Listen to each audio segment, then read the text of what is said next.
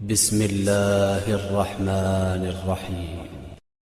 آج کل سننے میں آ رہا ہے کہ زنجیروں کا ماتم کرنا یا ویسے ماتم کرنا غلط ہے۔ یہ بتائیے کہ ماتم کرنا ٹھیک ہے؟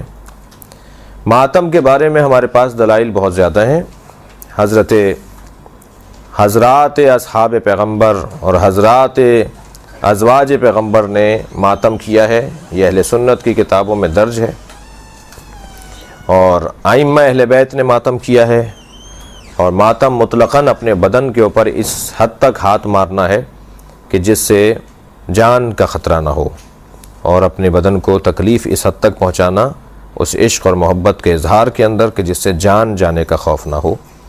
اس کی اجازت دی ہے تمام مجتہدین نے ائمہ کی روایات کی روشنی میں۔ خونی ماتم کے اوپر حضرت آیت اللہ خامنئی نے روکا ہے، حضرت آیت اللہ سیستانی نے سکوت کا حکم دیا ہے، خاموشی کا حکم دیا ہے۔ وہ کہتے ہیں جی میں کچھ نہیں بولوں گا، خاموش رہوں گا اس موضوع پر۔ اور دیگر مجتہدین میں ایک بہت بڑی تعداد نے جو ہے وہ یہی نظریہ جو آغا سیستانی کا ہے اسے انتخاب کیا ہے، اور ایک تعداد نے آغا خامنئی کے نظریے کو انتخاب کیا ہے۔ ہمارے ہاں عزاداری مسلم ہے، لیکن طریقے مختلف ہو سکتے ہیں۔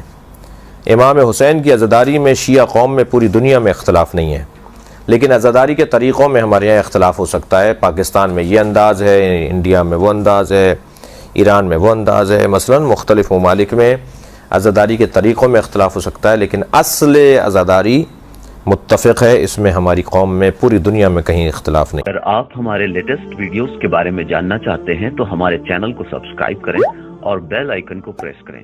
شکریہ۔